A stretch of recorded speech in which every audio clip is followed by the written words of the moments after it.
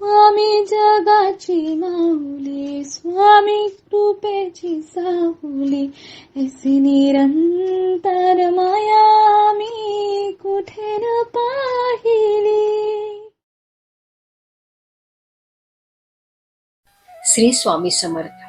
सर्व मित्रमैत्रिणींचे आपल्या श्री दत्तानुभूती या परिवारामध्ये सहर्ष स्वागत आहे. स्वामींची कृपा तुमच्यावर निरंतर राहू दे. आज आपण स्वामी भक्त श्री गोपाळबुवा केळकर लिखित बखरीतील बखर क्रमांक 42 ऐकणार आहोत. पण त्यापूर्वी तुम्हाला एक विनंती करते की आपल्या श्री दत्तानुभूती या चॅनलला सबस्क्राईब जरूर करा. शेअर, लाईक, कमेंट्स करायला विसरू नका. आणि तुमच्याकडे ही दैवी अनुभव असतील तर ते आपल्या 9137411207 या नंबरवर व्हॉट्सअप करा. आपण ते हजारो भक्तांपर्यंत पोहोचूया, भक्तीचा प्रसार करूया आणि आनंद पसरूया. श्री स्वामी समर्थ. बखर क्रमांक 42. कबीरपंथी बुवाची गोष्ट. एके वेळेस अशी गोष्ट घडली की एक कबीरपंथीय बुवा अक्कलकोटला आला.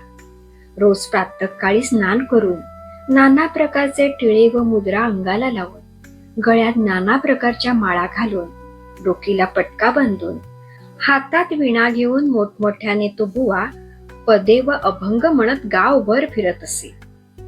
दिसण्यास साधूचे सोंग उत्तम दिसत असे. एके दिवशी श्री स्वामी समर्थांची स्वारी गणपतराव जोशी यांच्या देवडीवर बसली असताना बुवांची फेरी तेथे आली. संतन की बानी साधुराम ए संतन की बानी, हे पद बुवा म्हणत होते. महाराजांनी कबीरपंथी बुवाला पाहून आपला अंगठा दाखवला व म्हणाले, ए संतन की बानी साधुराम ए संतन की बानी, म्हणून महाराज पोट धरून हसू लागले. हे पाहून मंडळींना आश्चर्य वाटले व बुवा ढोंगी असावा असे वाटून जोशी व 2-4 मंडळी बुवांच्या बिराड्याचा शोध करीत गेले. तो एक फटाकडी बैरागीण बुवांच्या सेवेत असलेली दिसली.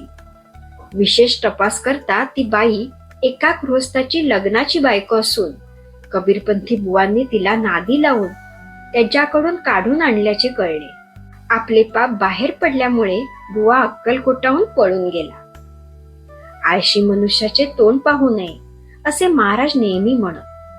कोणी ढोंगी पोटारती आला असता, काय रे आयते खायला उडकतो, गाढवा बापाची पेंड आहे, असे महाराज त्याला रागे भरत असत. कोणी भक्त आपली मनोकामना लवकर पूर्ण होण्याविषयी मनात चिंतन करीत असल्यास, उतावळा सो बावळा, धीर सो गंभीर, उतावळा नवरा गुडघ्याला बाशिंग, याप्रमाणे महाराज म्हणत असत. ज्ञान होण्याच्या इच्छेने कोणी आल्यास त्याला अधिकाराप्रमाणे कर्म मार्ग, भक्ती मार्ग, ज्ञान मार्ग दाखवी. येथे बखर क्रमांक 42 समाप्त होते. श्री स्वामी समर्थ.